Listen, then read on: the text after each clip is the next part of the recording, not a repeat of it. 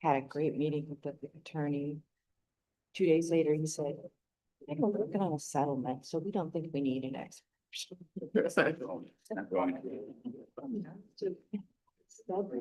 I mean, it would have changed anything. I still would have prepared, but it was Maybe not as much.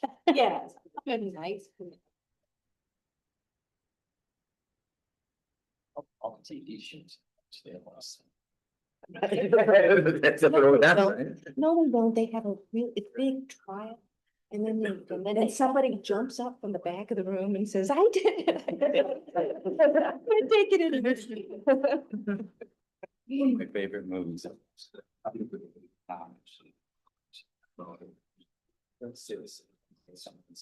James, Citizen Kane? And this is. That what the other employees got, 4%? Is that where you get the 4%? oh, I don't know that one. Also on the second year. What's the movie? It's something citizen or citizen something where the guy's wife is. And he goes to, and he, trying to think of the guy. Astro. Yeah, and then he pretty much, yeah, he gets the other guy. Because the court system doesn't do it. Right. Yeah. No, what is that one? I'm trying to think of the Yeah. British or Australian actor that leads. Yes. Right. And all sorts of. Yeah. I know what you're talking about. It's a revenge. Like, yeah. Well, I didn't have enough. Legal people in the tunnels. Since you don't know that. This guy. Anybody anytime. City manager shall be entitled to an increase in base salary as determined by the city. So there's- Lincoln Lawyer? No, not the show, the movie. It was a movie. So what else? I was so tired. I don't want to watch murder mysteries and shows. Oh, this is great. It's everybody. It is hard to find that. Okay. BBC is Yeah. doing. We're following now with a bunch of cop shows. Yeah. Well, I've already kind of created a third addendum, so it's can't be too difficult to make those changes if they're acceptable to. It must the have file. been Okay. a mailbox or something. Right, so you either gonna be late or not at all. But Is this from the previous meeting or is this a new one today? Hey, Kyle, is there a new one of these out? Yes. For the fire station thing?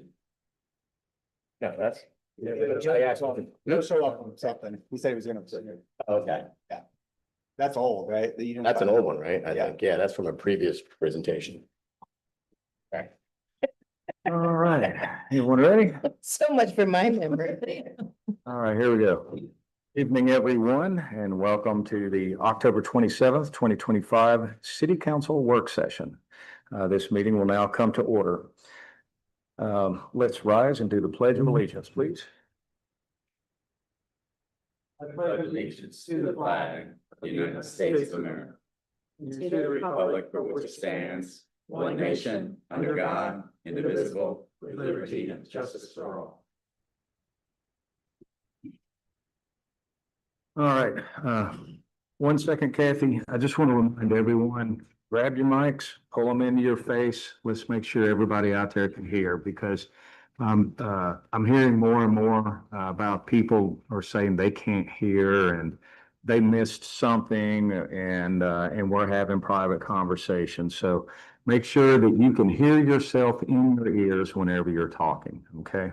If you can't hear yourself, then pull it up closer and try it again. All right, Kathy, would you please call the roll? Councilmember Kimberly Shaw Elliott, Present. Councilmember Todd Harper, Councilmember Jody Shirley, Here. Councilmember Anders Wellings. Vice Mayor Lloyd Roberts, Here. Mayor Dave Gaddis, Here. City Manager Kyle Reaper, Here. City Attorney Tom Trask. Here. All right, thank you, Kathy. All right, we're just going to roll right into our first order of business, which is a presentation of the 22nd Street Bridge Repair Plan by Gemini Engineering and Sciences. Welcome. Good evening, thank you.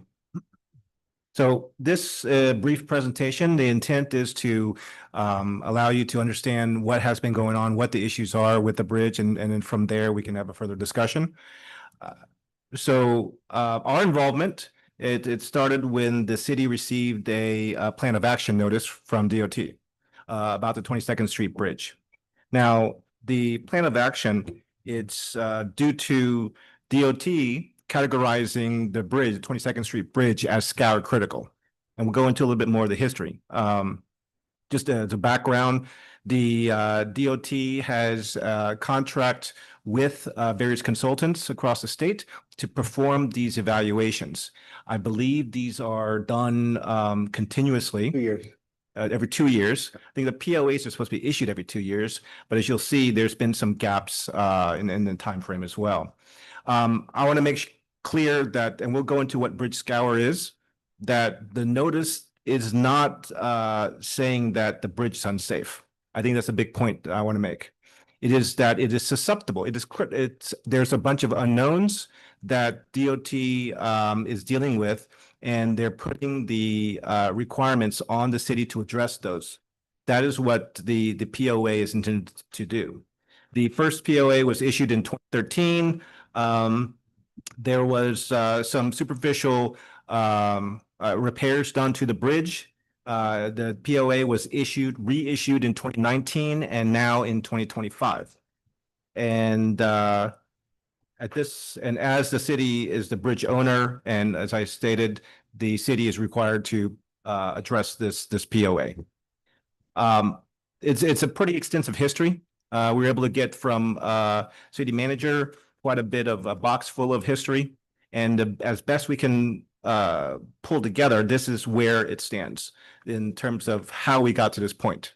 So the bridge was constructed in 1965, very simple single span bridge. Then it's a variety of different inspections that have occurred throughout the years. A critical time is in 1994 when there was the initial screening for scour. And that's when the bridge was flagged as scour susceptible. And that screening identified it as scour susceptible, not because of physical evidence, but just because of circumstantial evidence, soils and so forth. Okay. Since then, since 94. Excuse me, I'm Yes. sorry to interrupt, but could you define scour? It is coming up next. Sorry. I may have put the slides in the wrong order, I think maybe, but it's coming up next. So since then, there's been several various bridge repairs, more of a exposed rebar to the structure itself, not necessarily dealing with the scour, which we'll go into. There's 2007 to 2008, just more structural repairs. So a critical point is 2011, when there was an addendum issued by DOT, and that is when the bridge was first identified or categorized as scour critical. And we'll go into what that means. Since then, 2013, a little bit more detail was performed with actual numerical analysis. And as we'll go into a little bit more, phase 3 stability, that is a structural assessment that was not performed. So fast forward today, let's see here. We are dealing with addressing the scour critical designation. And Council Member Elliott, this is the slide where we define what scour really is. So scour is just erosion. And I believe the pass there is called Goat's Head Canal. I think it's a historical term. I haven't seen any of that term recently, so I will go with it. But so what happens is when you have the tides come in and out, and especially during hurricanes, when you have a narrow pass like that, what happens is the water will come in and out, and when you're squeezing, the velocity goes up. When the velocity goes up, the shear stresses on the sides, and this is also determined by the type of soils, it'll scour, it will erode into it. The picture here shows scour around the pier. And you could see the stability of the bridge It's based on how deep these piles are relative to the scour depth. And one thing, the reason why the bridge was determined to be scour critical is because nobody knows the depth of those piles. We don't know how long they are, how deep they go. If it's How long ago were they put in? 65. 1965, And there's no record of. correct. As As far as hard to pound them in? yes, sir. We can look at, that's part of the assessment that's going to be done, but we did not see any information available about the bridge, the physical, any type of geotech such. There's been some like various studies on the structural portion of it, load bearing, but nothing about scour and the piers. And so this is what scour critical looks like is in a situation like this, there is about a 7 feet of scour that was identified early this year. So that was about 7 feet from 2013. So 2013 set a benchmark and they measured it again in 2025. They found about an additional 7 feet of scour. It sounds pretty extensive, but you know, the actual calculation when the bridge is designed, there's a scour calculation that's performed. That's what determines the depth of these piles. And I believe it was something scour calculated to be something on the order of 14, 15 feet. So the pile should be deep enough to address those that scour depth. But again, no one knows for sure how deep those piles are. So at this point, where do we stand? We are coordinating with DOT. It's getting information from DOT, historical information, historical underwater inspections. We are dealing with our subconsultant, who is a structural engineer. There's one aspect of this that's missing, which is the structural analysis. The DOT has identified the bridge is scour critical, but that unknown is the missing part. And once you know what that pile depth is, or at least an estimate of it, then a structural analysis has to be performed. And that is our subconsultant is we're discussing with them to get their assessment of the costs, the pros, the cons, and where we are going towards right now is a full planning level assessment to look at, because an assessment has not been done, to look at what are the costs of repair. We're talking about installing riprap or some other kind of countermeasure. What's the cost of that versus full replacement of the bridge? We're considering the other issues with the bridge. We're considering the age of the bridge. And so the direction that we're going is to get an estimate from our subcontractor to perform this assessment. So at the end, City Council will be able to see all the options with costs and schedules. So the key points are, the city received this POA. It's for scour critical for the bridge. It is due to the unknown, not because of some finding that DOT was able to develop. Council, questions, comments? Let's start with City Manager Riefler. So is there any way that, or place we haven't looked that we could try to discover the initial depth of these piles? Talking with the structural, you might be able to, look at comparable bridges during that time. But still, it's unknown. Even what they call non-destructive testing, even performing these tests, it may not be conclusive. So there's always going to be, unless you dig down and find out, these tests are going to provide us a good idea, but then that's what the structural engineer does. He factors in the uncertainties along with what he already knows about the structure. So that'll be part of his investigation. But we've looked into that already, and we didn't find anything that we could find that would tell us what the depth should be. And then what's the estimated cost for the an analysis, a phase 3 analysis? He's working on the details, an estimate, rough estimate based on various other sub-consultants we've discussed. You're probably looking at on the order plus or minus $100,000. So that's for the assessment, and then from there, we will get the recommendation. Yes, it would be a blueprint of how to proceed, providing the risks, the pros and cons of the different directions to go in. And then do you have any numbers, estimates of what this possibly could cost? DOT estimated the repair, as part of the POA. I believe those estimates were from 2013, so we're really not really reliable. I think we kind of updated it to current numbers, and it could be anywhere repair-wise on the order of $500,000 to $1 million.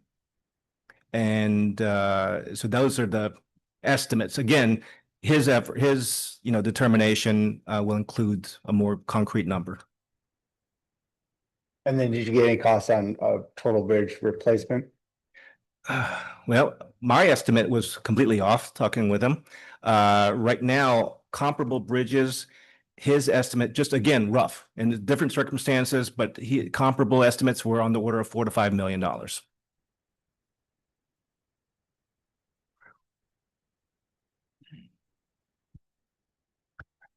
So my concern is it's unknown at this point. When we ask these questions, because we have to first do a full analysis to understand what we're looking at, and would FDOT be able to give us their recommendation once we've discovered the depth of these piles? That's the, I don't believe that FDOT provides a recommendation. What they'll do is once the assessment is performed, and if the assessment concludes that one way or the other, piles are deep enough, or we're going to perform countermeasures, then the bridge will be removed from that scour critical list. They're waiting on us. Total bridge replacement, what do people do whenever that happens? Because there's only one way in and one way out. You keep the existing one and move the other one, the new one. That's the easiest solution. Yes, I do not know what that answer, but I'm sure based on, other projects and roadway projects, they'll probably keep one side open. But that's a MOT. That's a question for during the design. And Kyle, how much do we have currently in the bank for this project? It says, as far as what we set aside for bridges in the future, I believe we're at roughly like close to 400,000 total with repairs and replacement costs that we've saved. I can pull that up. It's more than that.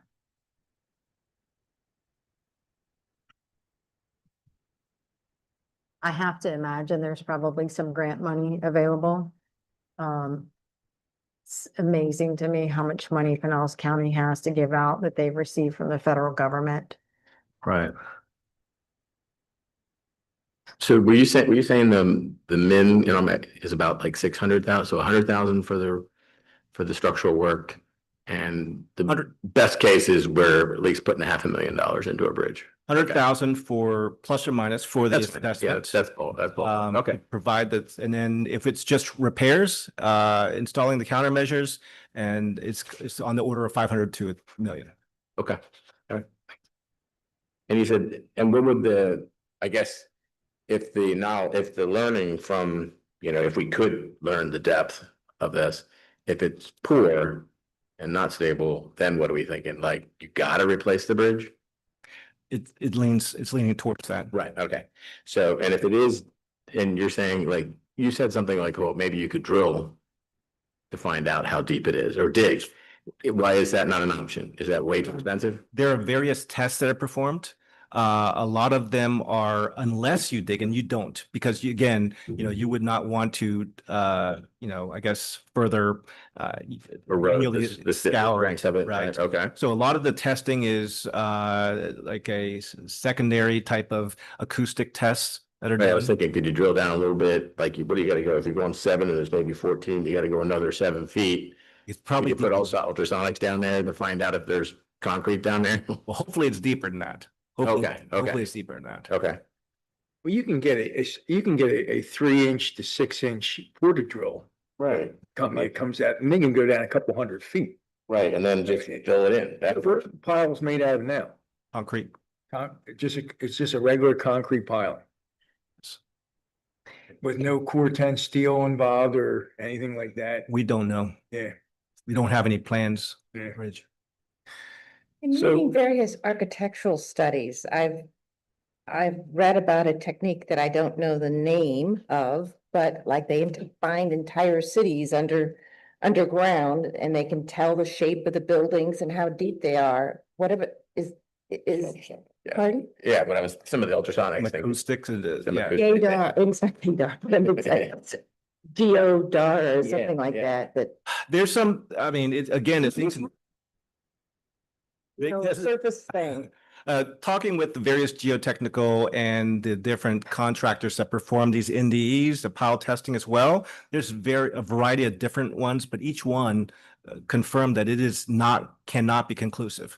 A lot of it is because if there are cracks, a lot of times it's just hitting a hammer and then sound, measuring the time that you hear the echo back. So if there's cracks, you might not get the response. And so none of them can really say it's conclusive, but that's where the structural engineer, with the information, knowing the uncertainties, they can make a designation of, what needs to be done. So just clarify that. So you're saying that like it's uncertain if we do the ultrasonic method or some method that gives us, I guess, some level of confidence. If we don't do that, we're relying on what? Estimates? Or what's the structural engineer relying on if he doesn't Cannot. know the depth? No, he needs that. Oh, so what would be the other method that we would get the depth then? There's different types of tests that you can perform. There's a pile integrity testing, and then there's a variety of other non-destructive testing. So Okay. there's different tests that You're you need. proposing another test method to assess the depth of the piling Right. you without try having to- to do drilling or else. Correct. And you correct. think they would be as effective? Right, they're used to doing this. So this isn't a one-time deal. These structural engineers with the bridges and the ones that we're discussing on our team, they are contractors for DOT. And so they have performed these elsewhere. That's where I was confused. Okay. Yes. Yeah. And I'm guessing they're able to do the inspection without disturbing That's the idea. what's there. Yes, sir. Whereas I thought I they would go out there and dig a hole and next thing you know, it would all be exposed. Right. Yes, sir. And the mobilization, having boats out there, and it's just would be, so they're trying to do as little, affecting as much as possible with the traffic. So the 100,000 would include the ability to get an accurate assessment of the Yes. depth. Yes, it would include geotechnical, bathymetric, Okay. and the NDE, and then the structural assessment. Okay. And this is just an estimate. So this latest inspection, was this because of Hurricane Helene? Or were we just due? We're doing. We were due. The effect was possibly. Okay. the hurricane. I'm just wondering if the confirmed 7 feet degradation that they found is partially or mostly from what happened with the storms. That was the assumption. Yeah. That it got worse by that. Okay. And then we put in the budget this year for bridge replacement, $490,000 and bridge repair, 76,500. Yeah. All right. So it sounds like we really don't have a choice. We need an inspection. We don't know what we don't know. Or this whole analysis, right? I have a- It's a complete analysis, right? Just don't mind. No, that's Right. fine. That's fine. What is the cost to design a new bridge? I do not know. Design cost. If the recommendation is a replacement, I do not know, because it's not just going to be design, it's going to be the permitting as well, and other tangential tasks. So I do not know what that amount is going to be for design. You can estimate, typically like 10% of the construction cost. It's general rule. So what's the expected life of a new bridge today? These bridges should be on the order of 50 years. Okay. And so that's why we're coming up on that with this bridge as well. And so that's another factor that the structural engineer would have to consider. You won't have to vote on it again. I want to. So if we did the repairs, I'm assuming that's an unknown, that when additional costs might arise for additional repairs. Excuse me? If we don't do the new bridge Yes, sir. and we go with the phase one repairs, we really don't know how often we'll need to do additional repairs. Well, that's as far as scour goes, Okay, if we go down that road, we will have an assessment of the, longevity of that. okay. All right. You don't have any estimate of that, how long we might get, if we were to do that scour repair, you don't know what that buys us yet. You won't know until the analysis is done. Right. Okay. Kyle, So, sorry, I lost train of thought. So, if, no, I lost it. I'll come back to me, come back.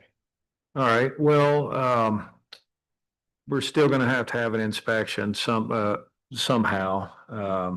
I would say, based on Jody Shirley's suggestion, that we should probably go ahead and start looking into grants and seeing what we qualify for.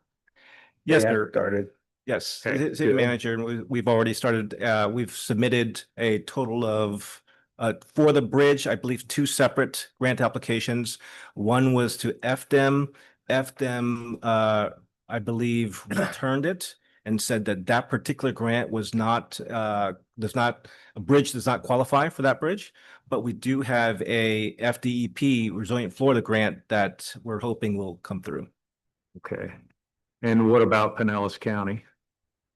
We have not discussed beyond, That's probably next then.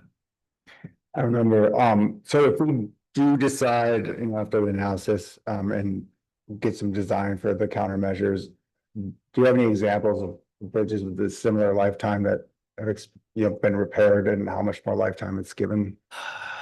not off the top, but I'm sure that the countermeasures that would be performed would be sufficient to, but it's going to be some other issue with the bridge. If these bridges have a 50-year lifespan, and most bridges go well beyond 50 years, by the way. So it's not the cutoff, but there are other aspects that are beyond just the scour countermeasures that would determine the lifespan. Okay. Makes sense. Yes. Yeah, you said go forward with the inspection. I'm confused because it's talking, the recommendation is to go forward with the full structural assessment. Is that what you mean? The same That's thing? what I mean. Okay, Yeah. same thing. Okay. Yeah, we don't know. We don't actually know what we need, but. Not only will they inspect it, but they will analyze what it would take to repair it. Yeah, exactly. FDOP did do an inspection, but they didn't, Right. they don't tell us what to do. Right, exactly. Right. There's 4 phases to the program, and they skipped phase 3, which was that stability analysis because they did not have the pile depth. All right. What's the length of the bridge? The bridge length, I mean, when I'm looking at the photograph here, what are we talking about repairing? Just the span? Are we talking about the bulkhead on, I'm looking at the photo that was included. Are we talking about replacing potentially from here to here? I mean, from seawall to seawall when we replace? Does it go From- beyond that into the roadway? Yeah, it's the single span, the entire span, and that's where the design will have to come in, is how to tie that back in. I think these are gas lines as well, Yeah, so with gas lines. utilities, It's underneath it, there's all kinds of utilities. But an estimate, what do you think that is? Does anyone know? Like, what are we talking here? Like, I'm just trying to The total replacement, apply a number like per That's what he square said. foot 4.5 million replacement, or are you talking about footage? footage. Oh, Like, I What are don't- we talking Didn't they give about? that in the report? Hmm? Isn't that in the report? it's in the POA, I believe, somewhere in there. Plus, it's over 25 for sure, because that's what the threshold is for the inspections. Jody, you're asking about the cost per linear foot to put a new Like range. trying to go, okay, if we're The whole replacing, new bridge or a repair? replacing. the whole- Okay, Yeah. okay, yeah. No, I get that. Yeah, that makes I sense. happen to know a couple of bridge engineers that Right, I'm right. gonna call Sure, yeah, yeah. and talk to them about it, and Yeah, I wanna kind of say, hey, we've got a bridge that spans this, and Right. it's two Yeah. lanes, and It's a 2-lane, single span, and then concrete girder. pardon me, It's 50 feet long. 50 feet? Yeah. Boy, they make a lot of money.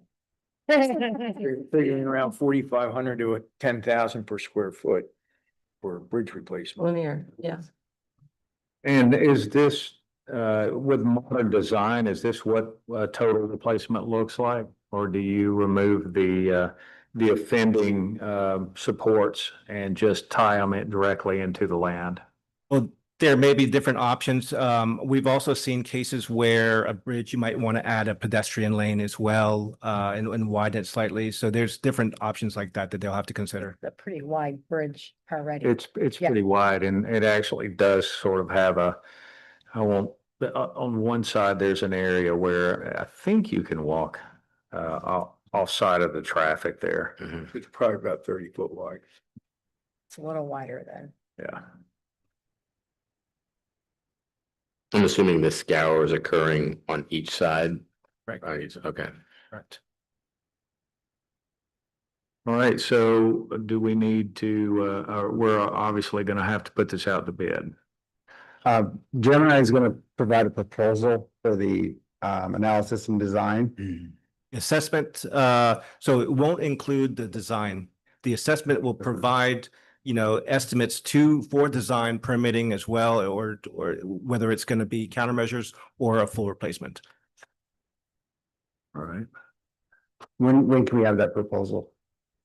We are waiting on the structural. I believe he's owes us their estimates later on this week, and then we can assess that one and incorporate into our full proposal. I have one request. Okay. Whenever you come back, would you at least know the dimensions of our bridge? All right, understood. All right. Anything else on this topic? This type of project seems one that's ripe for grants, post-hurricane repair grants. That's what I would It think. seems like there'd be tons of stuff out there. It says structural length 40 feet, total length 97 feet. Deck area, 1,160 square feet. That sounds more like it. I'll send this stat sheet on the report to you. All right. Great. So yeah, what is the next step? So you're saying do we? Once they come back with the analysis, we would get some cost proposal at that point, and then we would decide if we want to bring it to a vote at one of the meetings, right? And that's it? Okay, so, We'll probably don't need vote that. on the moving forward on the analysis, like. yeah, so I guess that's what I'm saying. So we're Absolutely. gonna agree to say, let's go move forward with, Well. doing when the we- analysis. Once we get the proposal, Right. we'll have to vote. right, okay. And then we'll have to also consider, all right, what do we get for repair versus replace? Right, And just take a deep dive into what our options really are. right. What's best for But the. we won't be able to do that balancing act until we finish this assessment. Is that fair? Yep. Okay. What's the process for searching for grants? Do we hire somebody for that? Do we have a specialist? Do you do that? Where do we? Well, Gemini's been applying for some grants, but I believe the city staff also handles some of that. We've tried hiring people in the past. It doesn't work. I think you almost have to have a vested interest or something. I mean, like I think we hired a consultant once before to look for grants for us. And they were Okay. doing a standard grant package. Yeah. Just like we could do. Right. They didn't have any skin in the game and really were just taking our money. You've been pretty successful. I'm not trying to put more work on your table. My only success was with the parks grant, but we didn't take it. That was a matching. Yeah, We had the one during COVID, but that was particularly handed to us. Really got those. Yeah. And that's why I think the storm money is probably the best thing to look at. Right, and there are some grants right now. Pinellas is talking about them, so we need to move on that pretty quick. 'Cause they give the money away quickly and they don't notice anyone. All right, anything else on this topic before we move on to item 2? No? All right, thank you so much for being here this evening. Thank you, guys. Thank you. All right, Mr. Reefler, let's talk about the 9th Street pump station bid results. Okay. So I provided the report that Deb and I put together, just summarizing, the 4 contractors that bid on this project. And they analyzed the 2 lowest contractors, which was, the very lowest would be Kaminga and Rudowitz, Incorporated, and then followed by Cathcart Construction. And, when they reviewed, they found that Cathcart had more experience directly with pump projects and well projects that are actually put in the ground, like pump stations. Kaminga and Rudowitz, they had experience with sanitary sewer pump stations, but not so much with the stormwater. And they did make some calls and found that Kaminga and Road K&R, I should say, they were qualified, had a lot of great stormwater projects, road projects. We actually had experience with them for 12th and 13th, where they did a good job. And that they feel fully capable of doing this project. So we were, in my experience with them, I believe they're a good company. And if we were to seriously consider awarding this project, then I wouldn't hesitate just from their lack of actual experience with stormwater pump systems. What was your final, what did you say? K&R is qualified for this job. Okay. And through Gemini's further inquiry, they just discovered that they felt that they were confident they could complete the job for the plans. Right. So there was nothing that we found with inexperience lacking that deterred us and feeling confident that they could complete it. They have done these jobs. They have done, they've done a lot of stormwater system work. How about? And they lift have done, stations? but correct me if they did do sewer. Oh, sanitary sewer, okay. What So about, they have done. what about lift stations? That's what it is. That's, Have? Yeah. So does the 439 include the pump? Yeah. Yes, that is everything with contingency. There was a couple things I saw, Kyle, when I was just kind of comparing all the results. I just kind of did a little spreadsheet on them, but a couple places where I thought that they were, Kaminga was surprisingly under the average of all of them was like the power connection. Power company connection was, I think you guys estimated about 50,000. Pretty much every vendor was in the 50. The most expensive one was 90, but Kaminga came in at 2,000. Like way under cost. I don't know if they're just gonna bury that somewhere or catch up somehow on that, but that seemed like they didn't know they were a little off, and maybe they underbid that one. Control panels, I guess everyone was pretty good on the control panel. I think you guys estimated control panel really expensive.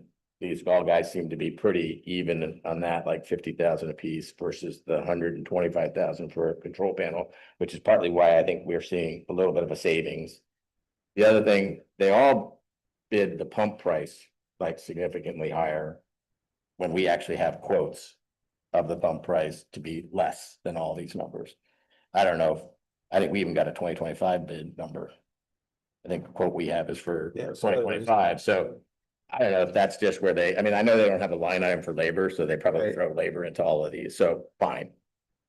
The other thing I was noticing was on the pump well structure. I think maybe Kinga was the low ball on that was 19,000. And these other guys were more like 40,000, 50,000. So like if the pump well was, I don't know, maybe their experience level in doing them, or they're just cheaper on labor, so whatever. Yeah, those were my main points, I think I noticed. Yeah. So I don't know, I was kind of wrestling in my head whether. If we were to do this, whether we should go on the cheap, and I worry that Kaminga might lose their shorts on it, but maybe that's okay if they lose their shorts as long as the quality's there. So I was kind of feeling maybe Cathcart might be the, Well, if they walk away, yeah, I mean, if they lose their shorts, that would be for. our shorts are lost. Right, right. That was my only, just looking at some of the comparison bids, and I get that Razorback was like way over top. That sound, and you can tell by their estimates, everything's like big rounded numbers, so. They just didn't invest time in it. They just kind of roundballed everything, ballparked everything. Did each of these bids have the same equipment? They all had the same, like 26 items to quote on. So I'd say they were pretty much all the same. Yeah, as far as the pump motors and Pumps are called out specifically. That one's got this all out specific. specifically. Yeah, that's called out specifically. Right. You know, for instance, like Razorback quotes it at $270,000, and. You know we can get it for like. What did we say, like 120,000? Serious markup. Yes, there's more. What was Camergo, For the pump, quote for the pump? 155. 155. So that went up from They MWI. were, MWI was gonna sell it directly to us for 115. yeah, I don't remember what it was. Let's see. Yeah, I got emails. I think when we were first looking at that pump, it was 138 for the smaller one, and like 100. I got the 1,600 gallon one for 115,000. Okay. The last quote I saw that we got from Kyle was 138,000. So I don't know who your vendor is. Are they both the same vendor? We had MWI and then the other vendor was. And is that who you have? Was it Frank? Yeah, it's home. The same thing, okay. Light was the other vendor. I don't know if you had would you have any concerns with, that Kaminga's? Is their pricing? I think you bond the project and go with them. I mean, I don't, Okay. I just. it's You know, I not don't a think concern. there's any, That's where I don't know Yeah. the expertise of that. the overall cost varied by 150,000. I don't think it's a surprise that you're gonna find line items that equal that differential, right? Right. It's 150,000 less, so you gotta find it somewhere where the one company is bidding less. That's not a surprise. Well, I really think this needs to go back to the drawing board because I've been doing a little bit of research myself and we're not looking to get rid of a Cat 2, Cat 3 hurricane situation. We're looking to get rid of rainwater, all right, that piles up in the street. And I don't know if Kyle sent out Gator pumps for $9,500. A 3-inch pump will take out between 500 and 600 gallons a minute at $9,500. All right, now, if you were just gonna do a directional bore cut for 35 feet, 35 yards, I mean, you're talking another 25,000. Then you have to run a power line, 6-inch pipe will put out 880 gallons at a full force. You would eliminate the street that you would have the valve completely closed, the pump off, that usually is around 2 feet deep right now. Okay, the water can't get out. A 3-inch pump would eliminate all that water in less than 140 minutes. That's if it was shut down. So if the pump was continuously running, you probably wouldn't have much water in the street.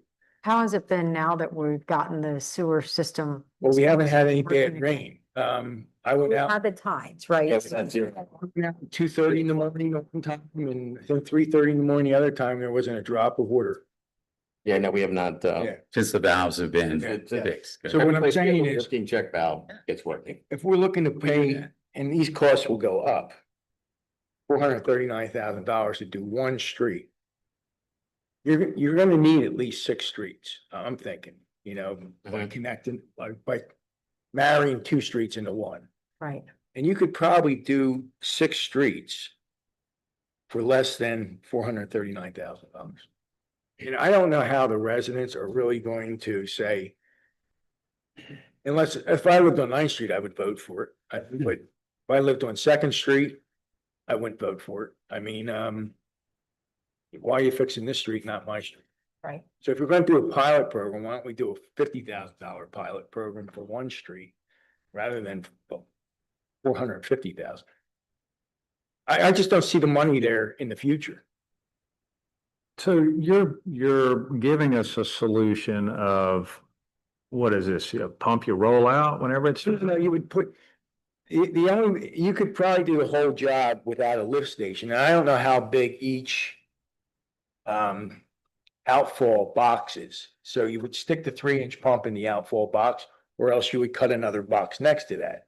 All right. So if you have to cut another box next to that, that's going to cost you probably and anywhere from $5,000 to $15,000. All right. So that water would run into that box with the 3-inch pump. If you could just put the pump right where the valve is, all right, then you wouldn't have to put another lift station in. Then you would run your power cord, and I'm estimating, and I got real quotes for the directional bore, but I'm just estimating the power cord would run somewhere around $10,000 to $15,000. That's depending- for electrical. Yeah, for 480 3-phase.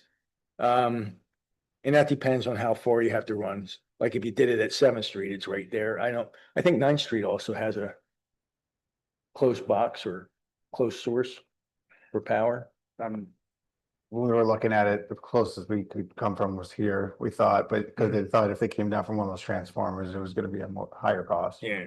Transfer. But, But they said they could do it anywhere if they had to. right, oh, sure, yeah. I mean, you just have to run the line. I mean, if it's overhead, it's gonna be cheaper. If it's underground, it's gonna be more, but What's the lifespan for the 50,000? for the pump, they have some that are 20 years old. But the replacement, you would be talking about a motor and a propeller, which is, Stuff we can run through our Yeah, yeah. stormwater. well, they're actually like a, I call them sewer pumps. They're actually like a trash pump. Mhm. So anything that goes into that Dewater stream, anything, it'll yeah. eat it up. And then you have a separate line that you lay out. Well, my idea would be that you run a directional bore from the sewer, not the sewer, from the stormwater pipe to the outfall of the inlet. You run that 6 inches into the ground, and then you run a 90 up and a 90 over and expel the water over the seawall. Because if the water comes over the seawall, pump's not gonna do Doesn't do any good. anyway. right. All right, so this would be a rain event, I believe, solution. That's all it's ever been. It's a rain event and post-storm, Well, whenever Yeah. everything's flooded and you've just got a bowl of soup that. right, like you were here when MWI pumps, you were here at MWI pumps, and they were saying if the water ever reached the seawall for a short amount of time, like a Dahlia, if you had 3 or 4 pumps in the southern end of the city, it would have probably kept all the houses dry. But we're not looking to do that. And we're not looking to do that with a 1,600-gallon pump. We're looking to do that with a 2,400-gallon pump per minute 3 times, which would actually double the cost here. Kyle, what's your thoughts on that plan? Well, the, remember Bank had provided the, Gator pump Yeah. information to Gemini, so they've done some research into it a little bit. I'd like to Yeah, at least speak show on what that. they discovered. Please speak in the microphone. Hello, good night. You guys remember me? Yes, contact Gator Pumps, and I'm hoping to have additional information from them before this meeting. Unfortunately, we're still waiting for talk last week. Something that additional clarification is that after we called them, they basically said that for each of the pumps that they don't council card, they each of them basically a loop station setup. Yes. So each of them will need a bolt, each of them will need a control. So they will still need the entire setup that we're doing right now for each of these pumps, which it is a possibility, but the thing is that, each of these streets, not only example, 9th Street as an example, we had limited right of way. To do KDs on each of these streets is a possibility, but we also need to take in consideration that we have these restrictions of the space that we have available, and also because on 9th Street, after contacting Dirk, as Kyle mentioned, we were only able to get phase city hall. There's a transfer that we need to drag the rate for. I'm not sure that three-phase power is. I think it's coming from the main.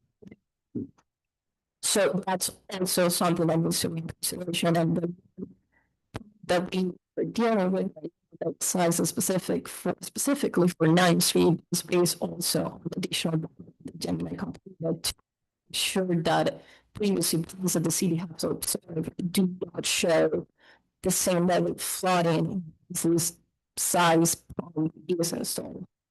So it is a possibility right now on our end, based on the Gator was providing as an example. It looks like constructability is that's where the cost will be. To make sure that it has the cost for it. So we got an estimate from Flight. They also provided that is different municipalities. For 208,000, and that included panel. So like the total cost for setup was something that we see that they actually included to expand two parts. So they gave us like a setup for the station for like a sewer station that you have like a backup. So we contacted them to get an estimate on just a single pond, simple pond for that. So I'm hoping that that cost estimate and they send us this week. So the original system, did it require three-phase power also? Yes, sir. It's the price slightly Gator so they phase one auction. You're not gonna get the horsepower. That's Yeah. left out of. You're 200 gallon. So as far as this project goes, what is the what are we losing to make the price so much less going with Gator pumps? Concern right now, Keith, you can correct me on this one. Gator pumps is capacity. I think those were like about 3-inch. 3-inch, like it's like what, $400 per. 560. Right, and then that we included for these pipe is 1,600 tons per inch. That was an 8-inch pipe, correct? Right. So Okay, that's what I thought. You know, I didn't ask Gator how much their 6-inch pump is. Just that they have done enough because he mentioned that these projects have been done overseas by now. So I asked him for like an example that we could see if that is something that maybe their pumps. Yeah, Did it's you not see that? interactive, but Mr. Mayor, it's Gator I worked with in the past. I mean, there's a million other pump outfits out there. They're not the fastest people to get back to you. He knows that. Some are, I mean, you can go to Ring Power and get pumps too. I mean, but I just can't see 500 or 450,000 for. Well, based upon what I'm hearing, it's also easier to lay a 4-inch pipe to get it out to the seawall. Yeah. So it's Do a going to be directional much drilling. easier to get the easement. If one is required, it's going to be less invasive. And I'm leaning towards the idea of doing more than one to actually see, because we know what's going to happen. It's all going to run together eventually. So. What do you mean, oh, it's gonna run together? What do you mean? What's that? What do you mean, it's gonna run together? I'm saying is that, everything in this, where am I at here? Everything in this area floods. Right. And there's low points and then there's super low points. Right, And right. they all head towards the super low points. Right. But it just seems to me that really to solve the problem. That is probably the better way to go. And I don't know how everyone else feels, but I would lean towards and actually feel better knowing that we've got a big bridge project coming up. If we tried something smaller and we actually see how it works, certainly we can go back later if it's not sufficient and then rethink the project. But I've told all of you all along that give me something to vote on. If I can get this group to agree on a project, I definitely want to help the South Streets. So What are we talking about in terms of number of streets and cost per street with this alternative? You're talking probably from 14th Street down to First Street. So if you All tell of them, them? yeah, I mean, they all flood. And all of them would be how 18th. much? 18th. All of them would be how much? Well, I don't know. I'm coming up with anywhere from 45 It'd be replicated for every street. $60,000. Even if it's 100,000, you've got 5 streets. Or pairs. exactly, that's the Street. point I'm making, and that's what I'm hearing from The no-brainer. Frank also, is that we could do a pilot program with one street, test it out, and it's not so painful to continue rolling out. And it sounds to me like it's actually a little bit quicker because you're not having this huge sump and, The pumps are in stock. These pumps on these bids have to be made. So okay, those pumps that if you go with MWI or somebody else, you're probably talking, and you heard them, 6 to 9 months. right. So, Can Gator get well, the? tell me they're in stock, I would believe it when I see it, but they're saying, oh no, we can ship. They even gave me the shipping cost. Well, here's what I'm hearing. I'm hearing that we're right at the very end of hurricane season. And we've got quite a few months until it starts back up again. If the pumps are readily available, then I'm all for trying something to see if we can help these streets out. And Just to clarify something, so you're saying, so you think we could get the 500? I mean, we're basically talking, 1/3 capacity. Right? And we showed in that analysis that with 3 or 4 events last year, it would have flooded the street. And that was with check valves in place, because right now, with the check valves in place, when it rains, it's gonna be worse. So our rain events are gonna be worse now when they are too much that they overflow, because they're not gonna drain out. When the tides. If it's inside. When it's high tide, right, If yeah. it's not Yeah. high, the rain Right. event. You know, work and is that- triggered. It would be worse than what it was without the check valves. Right, but and that's what I'm saying. So as the water's accumulating into the. How can it be storm sewer, worse? Because the check valve is stopping the water from going out. But if it's It will high, always, then it can't get out anyway. well, the street's gonna be higher than high tide. yeah, well, it's Right now. check valve closes Under the water. and the rainwater fills Nothing to do with the in. outside. It's where the. And it's gonna take, it's not gonna drain, currently, it's not gonna drain at all. So- Uh, so- it's- Drainage is the, 2.8 water level. tide, we have a 3.5 tide, 2.8 without a check valve, the water starts accumulating in the street with no rain. Right. Okay, and it will actually sometimes almost crest in some of our streets. Mhm. But Honors is saying with the check valves in place, that's not happening right now. So we already cured. yeah, like How all many sunny thousand days. I agree with that. He's saying it's gonna be worse. I'm saying that on high They use the word worse. tide rainy days, it's gonna be worse. Worse. But that- Worse than without a check. Now, Without a check. Yeah, so you can look at 12th Street. He has pictures of what 12th Street looks like on a rainy day with a check. But we have checked. okay. Right, but Yeah, I it's got you. 2.8, so that doesn't reopen till 2.8. So you might have a 4-hour window before it closes and reopens. Mhm. In that 4-hour window, you could get a 2-inch rainstorm per hour. Mhm. That's gonna accumulate, you get 7.4 gallons per minute per square feet, I mean. That could be 90,000 gallons in that's why that 560 gallon per minute pump would take about 100. I think you were correct earlier on when you said the solution we're talking about now is not for Cat 3 hurricanes. Right. And when Dave said, when it works. We have to define what works means. You know, this system we're talking about, when we say it's gonna work, what does that mean? It's gonna work when we have a 6-inch rainstorm in 3 hours, those type of things. We just can't say when it works. I think because if you have that is. one of the worst scenarios we ever have is like a 3-inch an hour rainstorm, but it didn't last the whole hour. Right. Okay, so you're gonna have water in the Miami, or I call them Miami curves, okay? You're gonna have water there, but it's gonna be exiting too. Right now, it just Mhm. comes up in everybody's. I mean, Jim and I did that analysis.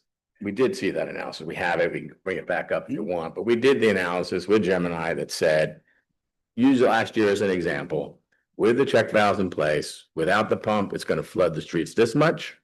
And with the rain events, specific rain events we took, you're gonna get this level of flooding, and he showed it, you know.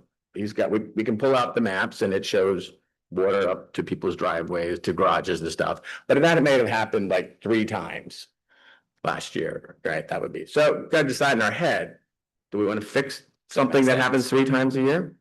I don't know, you know, that's, now I guess, Happened because we didn't have the check valves working. That's. no, this is with the check valve in place. That's the other thing, we need to manage expectations. This is what I'm having to struggle with, is that everyone has a different expectation of what they expect to see. Right. And the residents probably have something completely different than what each of you think you want to Right. see. Right.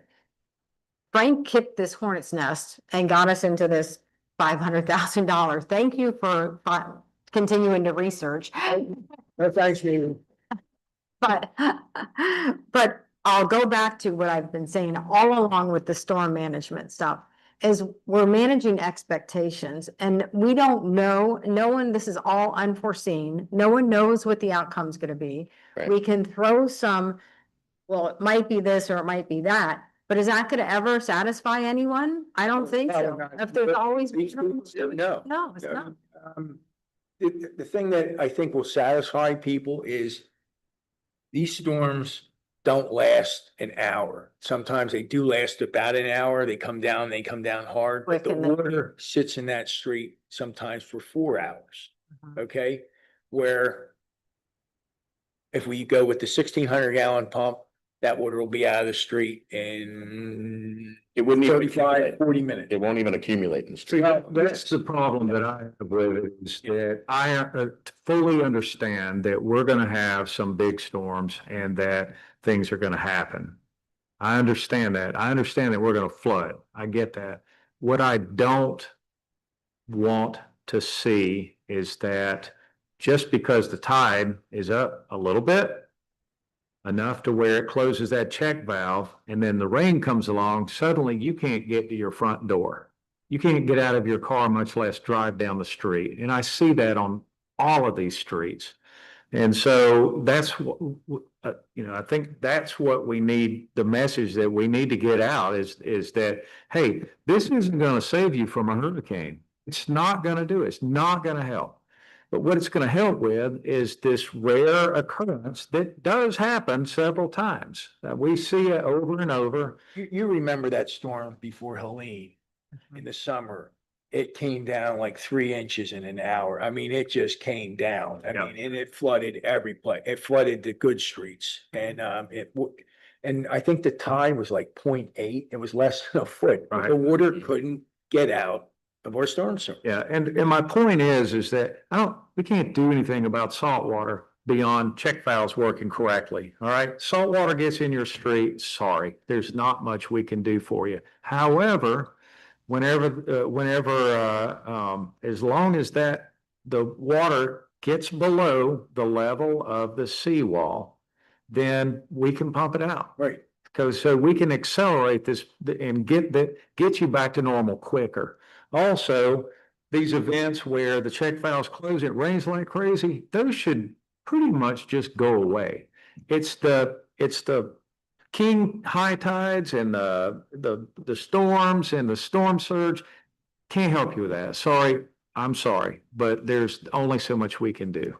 So my question is that what we want? Is this what we want to solve? Do we want to solve these nuisance events and at least bring down flooding occurrences some.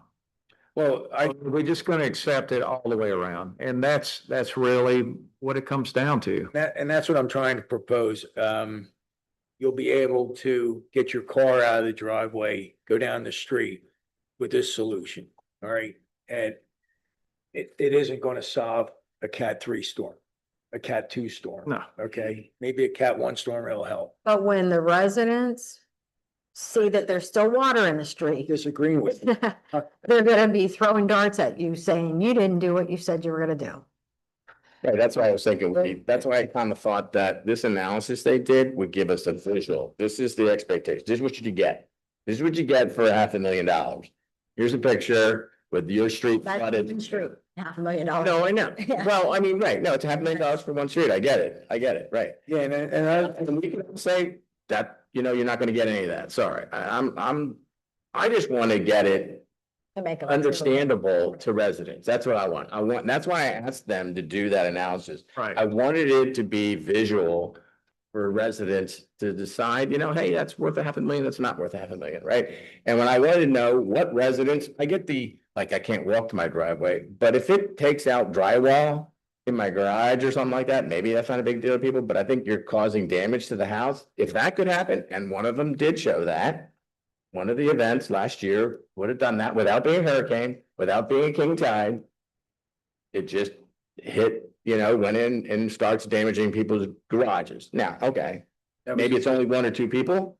I feel bad for those one or two people. Should we try and solve their problem? I don't know. I just want to visualize it for them.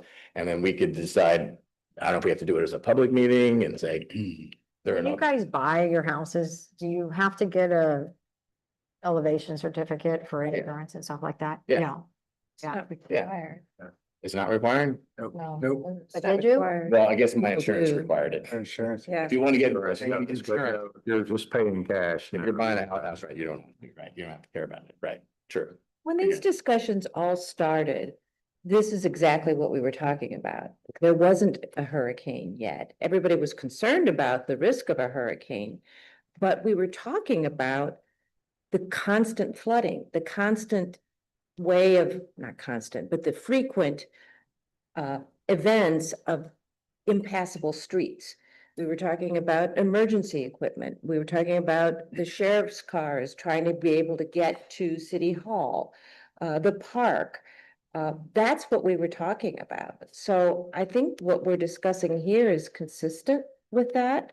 And to your point, managing expectations is really important. We live on an island. We're not going to be hurricane proof. Right. But we can protect basic safety and access to the homes. Yeah. Under normal circumstances, and it will be normal to have storms. And this goes back to communications.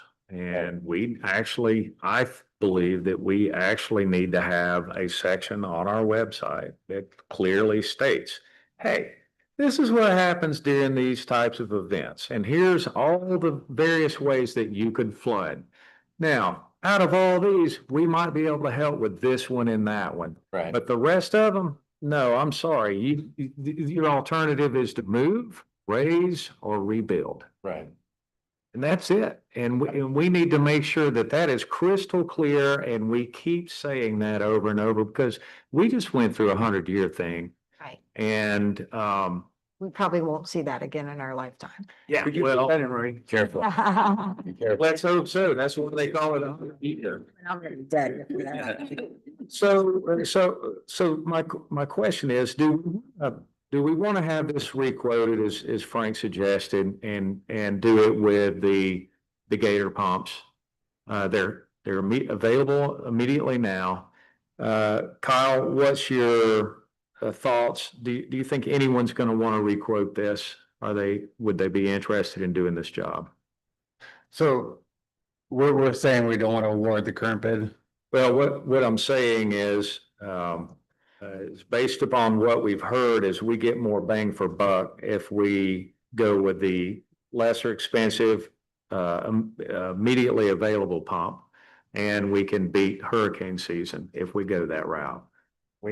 Can we have more clarity on that before we get, finish? Yeah, we have it from Gemini if they, Gemini, like they can even design. They said they're still waiting for information. They can't. what's that? Keith, this idea with the gator pumps, you know, between hurricane seasons, is that something that's doable? Say it again? So we're looking at these gator pumps, the Yes. smaller 3-inch pumps and trying to do a smaller scale test. Is that something we could design in the period of time? We could to revisit, Oh. it's possible. But I would suggest that, just so that we have an apples to apples comparison, you know, I think we have all the information in the world about our pump. We know, you know, inside and out, what the requirements, really are to install it. We know how it's going to be installed. We know the power level. We don't know much about the Gator pump side. We don't. So before we move ahead, we would be open to doing a comparison. It's an apples to apples comparison. So you see what it is, because there are cost differences that are not being accounted for. There's also installation issues. There's things like that. And maybe that would provide the transparency that you're looking for to then move to the next level, which would be to consider, you know, rebidding or doing some redesign as necessary. How long will that type of analysis take? Well, Barbara has already started discussing, and that's where we're having some challenges getting some feedback. But we can look at other pumps as well, or other pump manufacturers to provide something similar so that, again, we can get some comparisons. I mean, I think we're very comfortable with the pumps that we have, the pump that we have now, what it'll do, what it'll provide. And you know, but we don't know. And these three pumps, are they in parallel? Are they in series? Are they, and the cost of each one having a force main out and to find a force main out? I mean, there's challenges like that, just from a design perspective, that we don't know. Kyle, how many, based upon all the streets that we're discussing here, if the pilot project worked, how many streets are we talking about? Or how many pumps are we talking about? We have not analyzed that in complete, and that is really the piece of the update to the master plan. And after our vulnerability study is complete with the county, any kind of major long-term planning, I really feel we need to do a full-on master plan update. Would you feel comfortable saying at least 5? Yeah, at least. So if we go with a low bid, we're at 2.5 million for 5 pumps. So what are we looking at to continue the evaluation and give us some comparison? For comparing it with this current Gator pump option, I think we're probably a couple weeks on that order, just to get that information and provide a table showing side-by-side comparisons. Are you three comfortable with holding off for a little bit longer? I think it's really important that we have that information, and if we can stick to that 2-week timetable, I think that would. Okay, I just, I don't like hearing we're kicking the can down the road. We're not. We're making sure we're doing the right I thing. pointed out that I pushed back last time and asked for the deeper analysis. Yep. And got like Anders, are you willing to stand on this ledge and ask for 10 more, you know, another couple months more of analysis? So, And It will Anders, be- And here we are, and I don't mind. I'm actually okay with it. I'm good with it. yeah, Anders, Mr. Mayor, maybe this. one second, Frank. Honors, I appreciate all your efforts that you've made. And then Frank, I appreciate all your efforts also for looking into all this. And I think, Kim, you've done some of that also. And please continue your hard work and do the very best you can for the city. And I appreciate you guys having patience with us. Yeah. While we work through this, because it's a hard decision. This is not our money we're spending. understand. So we want to make sure that we're doing right for our community. And my idea may be after all the figures are coming back blown out of proportion, but I just don't see us having nearly $3 million to cure the city in pumps. And if we can do it under $500,000, and we got that 22nd Street Bridge.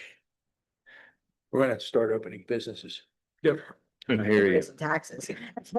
All right, is there any more discussion on this until we have the evaluation back? Can we set the date for them to come back? Yes, please. Sure.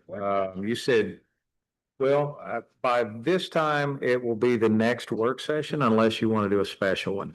So for the month of November, we have Thanksgiving that last week. So are we planning for the 24th? We could do one the week before. I'm sure that a lot of people are going to be traveling, Thanksgiving. In fact, I'm pretty sure I will be. Yeah, that's what I figured. What, the 17th, the week of the 17th? Yes. Yes, Vice Mayor. How long were the bid good for? That's good till January 14th, around there, somewhere in mid-January. Okay. 120 days. Okay. The wood. And Mr. Mayor, this is something that I brought up way back, I guess, when we were talking about, do we just want the engineering firm to talk to the potential contractors to get some values, or do we want to go out to bid? And there was a discussion just a minute ago about, well, if we want to go this other direction, and just for transparency's sake, I'm for that and not for this. But when you put this out here formally on contractors, these 4 contractors put a lot of work into this. It doesn't take many times, one time. And we say, you know what, thank you very much, we're not doing this. But The the next time you need work from these people, it's not gonna happen. Yeah, I understand. Okay. I've asked all of you, just give me something to vote on. I know. I've been in this business all my life, and that's part of a contractor's Yeah. Yeah. job. Make some He money. picks up the plans, he bids it, hopes he gets it. He doesn't get it, he bids again. Well, if he doesn't get it because he wasn't the low bid or he didn't have the best offer, that's one thing. If the city just cancels it, that's a different thing. I don't really think their estimating department that really look at that. I mean, they look The at, company here's the does. bid. Okay, let me ask you, everyone, what does November the 17th look like for you? Good. Good. Looking over at my wife. What's November 17th look like? I think we're okay. I leave the next day. How about you, Kyle? I'm good. Kathy? I think I'm okay. How about Jim and I? We can make it happen. Okay, all right. Are there any nays? No, we're good? I think I'm Jody? okay. Yeah. I may be late. I have a meeting before Okay. that. Right. And Tom, if you can't make it, this is probably all we'll be discussing, so. Thank you. All right, so let's, Maybe one other point. When we do this Gator analysis one, can we do it line item comparison to this? I mean, that's to me, like, I could look at this and I think, hey, 8-inch pipe, those things cost like $2,000, $3,000. Those are like That's not what smaller I'm figuring. dollar items. In the whole grand scheme, the big dollar items are a pump station, a pump and a control panel and power. Those are the big dollar items in this thing. I just emailed Kyle, a directional board company's quote. Right, All right, he can send it to you or I can send it to you. right. Kyle. Anyway, so yeah, as long as we could do it, like what items are needed and what ones go away and what ones get changed by how much, that would be really helpful. Thank you. all right, we would move on to item 3, but Chief Grimes is not here. Before we move on, does anyone have any comments about what he's trying to do? Any thoughts you'd like to plant in our heads before the next time we see him? Yes, Anders. Yeah, I was looking at that. I was wondering, I know we talked about maybe some other places they could put some maybe temporary structure. I think one point we said, hey, why don't you put a temporary structure on the place where you're gonna build? And they clarified that there's not enough room on that site when they start doing the construction.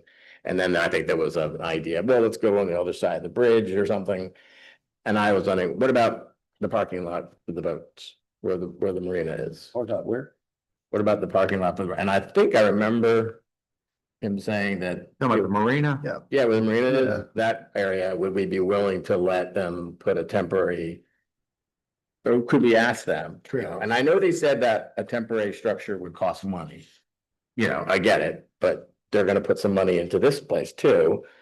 It's gonna, not as much, probably. I don't know how much cost it is. And then we have to weigh that against the impact to those residents that are feeling the pain. And maybe, you know, maybe there is a little pain that in cost that the fire department absorbs. And I was looking at these maps and I thought that there was desire to get some more north coverage. Better northern coverage. I thought, heck, well, if it was up by the boat ramp. I think he was trying not to buy mobile homes. Yes. Is what he was doing. And, Yeah. and one of the residents said, well, you could buy a single wide and put 4 people in it, but come on, that's not, We gotta do sewer. that's not realistic. I mean, I think in construction sites they do it, but I guess they don't live there. Asphalt up there. Good luck getting through all that. Why don't we just change the name to First Responder Bed and Breakfast? No short-term rental. Permanent bed and breakfast. So. Any other comments? I mean, I voiced my opinion the night of the meeting, but we have money to spend to renovate the house. It needs to be done. Probably don't have enough to get everything done. They're willing to offset those costs. I just don't see, it's a no-brainer to me. We need the support services. We need life safety stuff. I mean, they're gonna park in our parking lot here. They're not gonna be in the residential street with the vehicles. I don't see why, for me, I'm in total support of it and will do anything I can to help them with the process. And I think it's beneficial to residents. Thank you very much. Anyone else? If I lived on the northern end of the city, I don't like where I live, the response time, but the northern end of the city, the fingers. I can't see why the people didn't even know about the meeting really. I mean, it wasn't very publicized, but if one person died or had a stroke, I don't know how you live with yourself by having that offer sitting right here, you know? I echo all of that. It's what I said at the meeting and I still believe. I think it's a wonderful solution. It helps us get the building reconstruction that we need. It's temporary, it's non-intrusive, and it may save lives. It's very important. Okay, well, I have an assignment for all of you, because I'm only hearing from all of you. Makes perfect sense to me, but again, it's none of our backyards. It's not right next door to us. It's not across the street from us. And we saw what happened, and even Chief Grimes was completely overwhelmed as he was speaking with him, and he finally just backed off and said, I won't do that to you. Right. And then in the next breath, the next time he walked in the building, what does he do? He tries to get us to make the decision for him. And my assignment to all of you is whenever this comes up to a vote, please call your constituents, call your neighbors, have them come sit down and not be afraid to stand up and say, I want this. Because right now, all I've heard is, I don't want this. And I need to hear it from some people so that I can, with a good conscience, say, sorry, I had to do that, but I'm going to have to vote yes. But until then, until I see people out there saying, I want this, I'm still haven't gotten a phone call about it. Right. You know, it's, I've gotten lots of phone calls with people that don't want it. I have not gotten any phone calls from people that do want it. right. Well, that's what I'm saying. Or emails. I get emails from them saying, It needs something. I need something more than a lynch mob ready to attack us because we're moving or trying to move forward with this. All right. I'm just curious. So the emails or phone calls you received, were those from they're all these residents. anybody that didn't live on that street?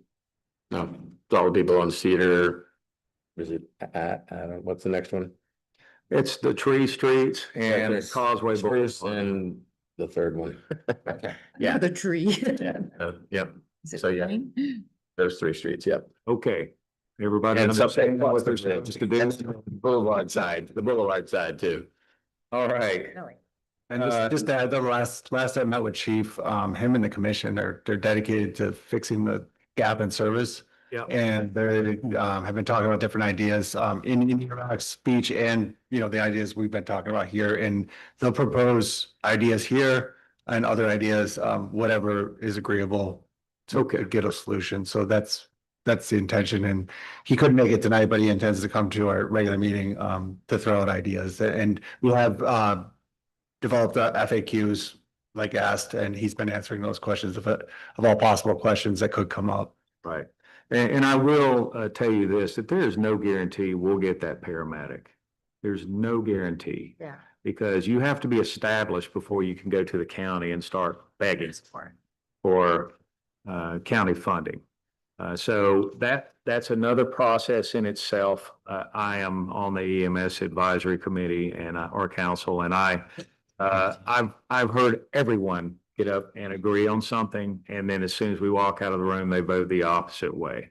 So there is no guarantee that we're going to get a county-funded paramedic, but I will guarantee that we'll get people here that are able to perform CPR, and if God forbid life needs to be saved, then that would happen.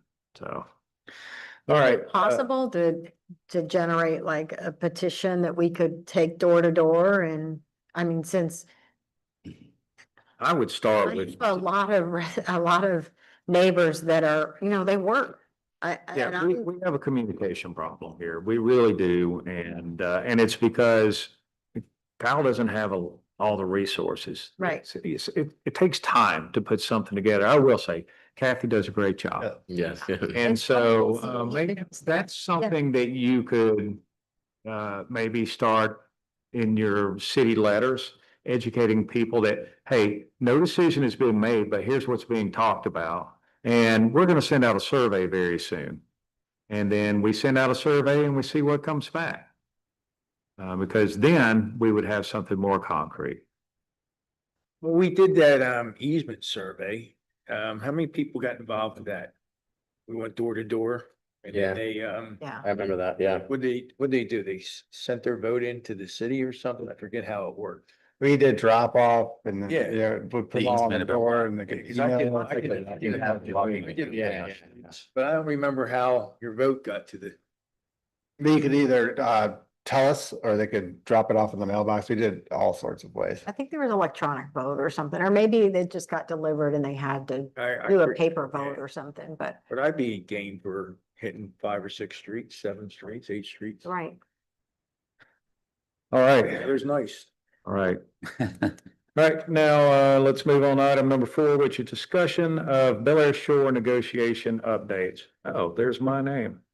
All right, so I went and presented an MOU to Bel Air Shore and or actually I emailed it to them, and then I went to the last meeting, and at the time Vice Mayor Story was chairing the meeting and Mayor Bloom was not there.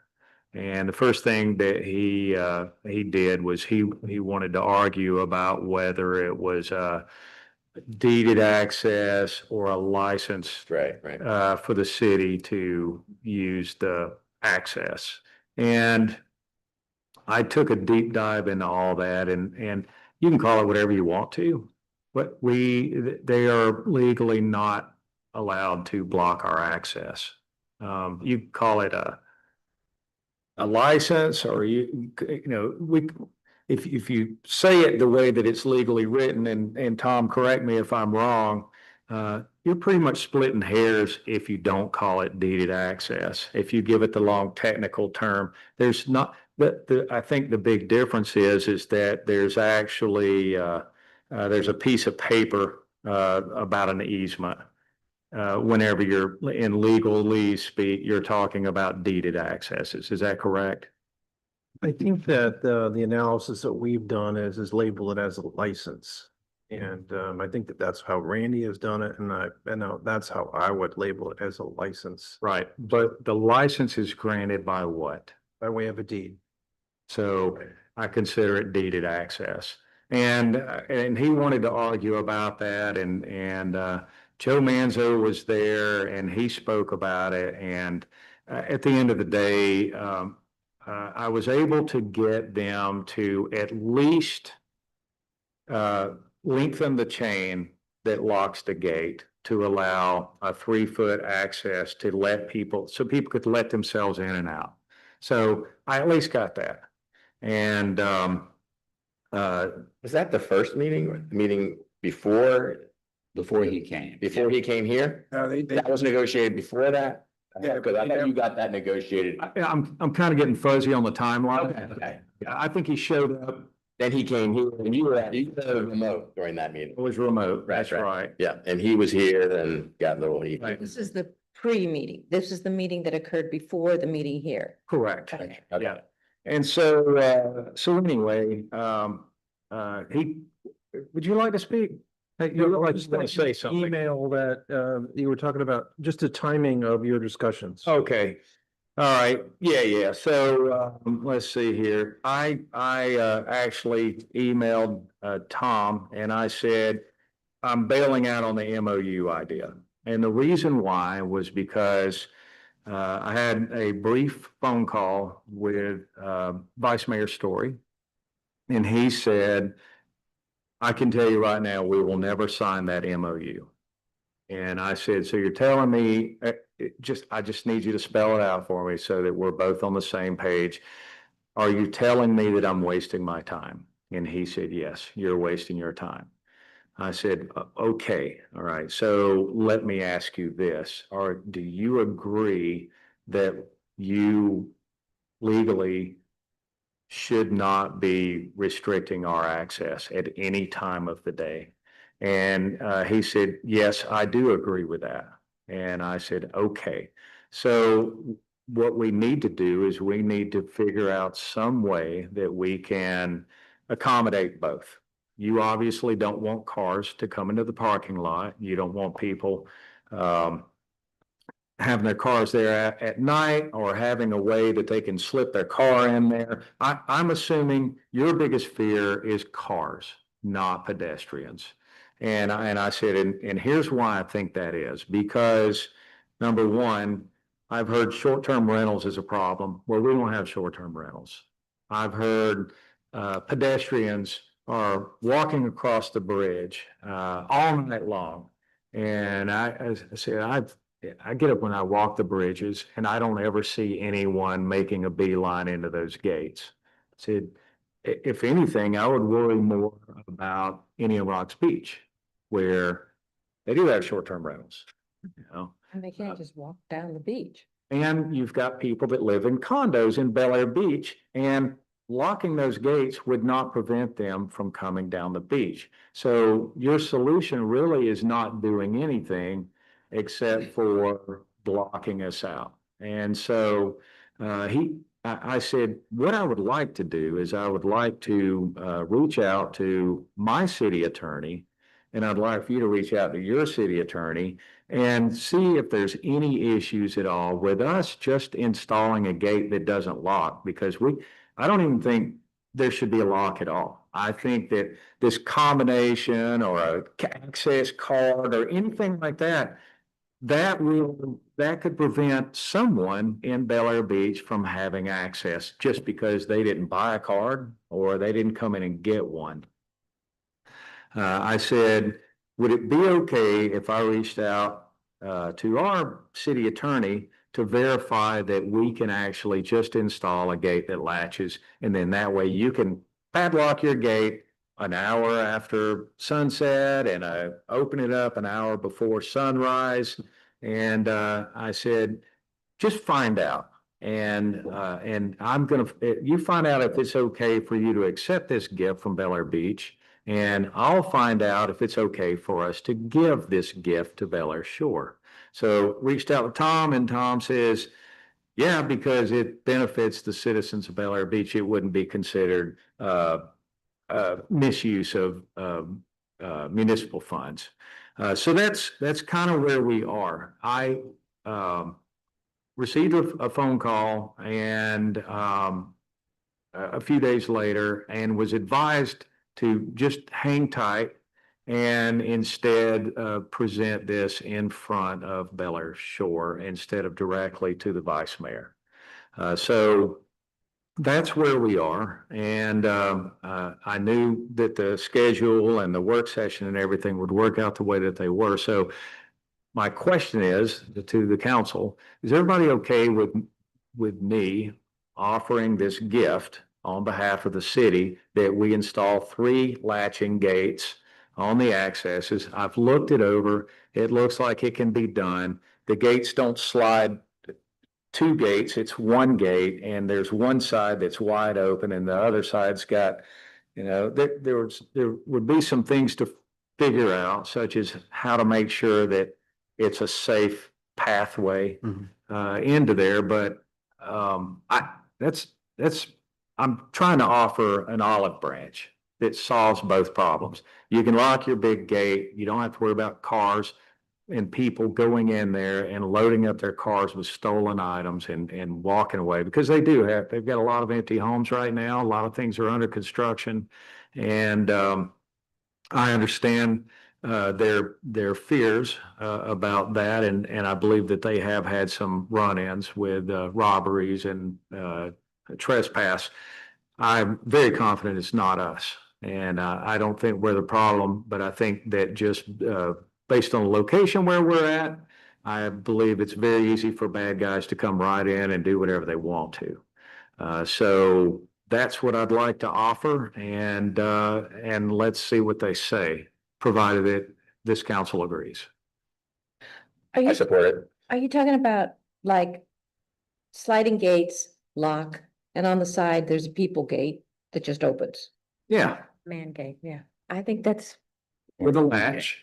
And then that way, we're not relying on a bicycle chain to secure their big gate, because if a storm came in. It'd be the right size to fit. That's all I keep thinking about. This chain, this Yeah. 3-foot chain. What if you don't fit through there? I mean. yeah, I'm so sure it happens, you know. Yeah. it It's has just a not- latch, but it doesn't lock.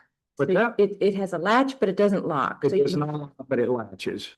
It's a great solution. I think it's probably a very cost-effective one. I believe that we could actually cut their fence and use the pieces that came out as the gate. I think a gate company could probably make that happen, and it would be relatively inexpensive, Kyle. And thank you for hanging in there. So that, good negotiation. I'm not sure about reusing that. I'll try it out and see, contact the gate companies if they can do something like that, but there should be something they can work out. Starts with an idea, and we'll see if they agree or not. I think we'll be surprised at the expense, but I'm in support of it. Okay, so I have another piece of email I'll get to you in just a second. So Vice Mayor Story reviewed the MOU and wanted to schedule a meeting with myself and Tom and their city attorney and Vice Mayor Story. And I think I'd still want to present it to their council. One of their council members or commissioners actually did reach out and ask for a copy of the MOU. But I think that probably an MOU is still required, but I want to make it as simple as possible, and then we can hand it over to the attorneys and let them figure it out. I think just discussing an MOU is right now, they just need to understand we're trying to offer a solution, and we're trying to not only help ourselves, but keep you out of trouble. And based on everything that all the research that I've done, there is no time that you can say they're not allowed to walk onto the beach. And that's the way I feel about it. And so there you go. Everybody good? Okay. Yes. I was just visualizing, instead of having a separate gate, and what you also said, Jody, was that, how wide does it have to be? I'm sure there's a way that the current gate that's there right now could be opened to a point to allow people through and locked at the other end. instead of having a separate swinging gate that's gonna cost. Yes. money, to go However, walk through. the reason why I'm suggesting a human gate is because if that thing is hanging out there in space and it's not lashed properly and we have a storm, Yeah. that gate's gonna be destroyed. I mean, it's gonna be destroyed anyway, if the same scenario, A wind event.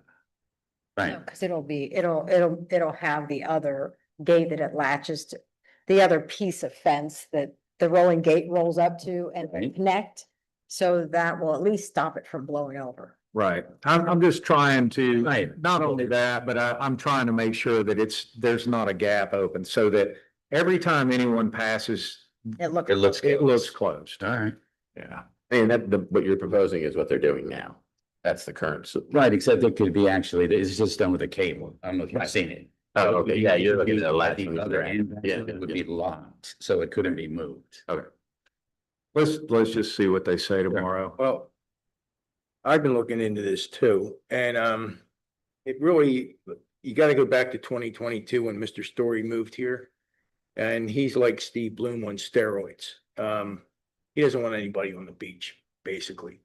All right. I attend, as Mr. Bloom would say, I attend more of their meetings and most of their committees. Mr. Banker, I'm gonna, I want to get this into, I'm gonna interrupt you for just one second.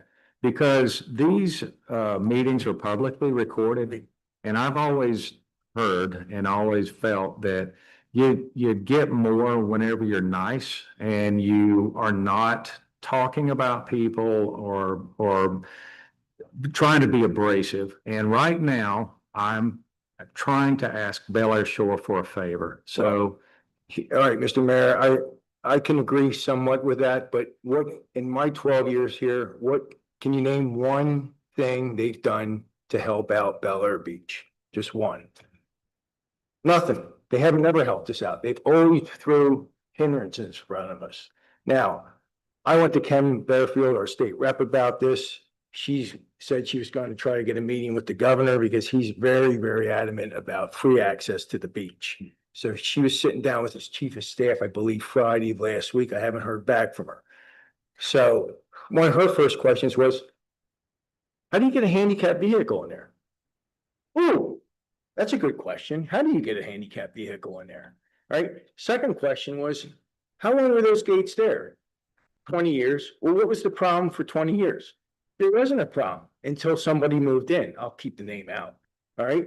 So the other thing was, I contacted Miss Palmer today, their city clerk. I said, could you give me the permit number when they reinstalled the gates? We don't have one. So the gates were probably installed illegally. All right. So I then contacted the county, looked at it. They don't have a permit. They told me to file a permit complaint of violation, which I did. The other thing is, those deeds clearly says no hindrance or molestation of anybody trying egress or regress. That's clearly says in the deeds. Other part in the deeds is no permanent structure. Now, there wasn't a deed, there wasn't a permit, I believe. I can't find any permit the last couple of weeks I've been searching. When they put them in 2003, I think that's when they installed. I think the whole thing should be removed. I wouldn't give these people any consideration at all. They have never given us any consideration. At the beginning of this year, they were talking about replacing the gates. We're gonna need your help with cost and that. We only have so much funds. They have $800,000 in their savings, okay? They're 800,000 plus. They got 2 years of a free flat sheriff contract. They never raised their costs. So all they're doing is bleeding us for money. I wouldn't support anything that would restrict my access with a gate or anything. I want free access to that beach. That's what I was given. That's what I was told when I bought my house. And the other thing is, I don't believe the city has any right to negotiate a gate or any other type of structure on those access lots, because those are deeded to the landowners east of Gulf Boulevard. So you would need every landowner, and that's what I wrote to the county about, to agree to any type of structure that goes on them lots. So I'm fed up with these people.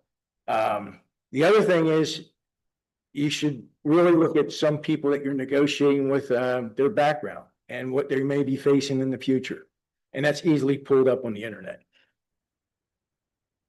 All right, are you finished? Yep. All right.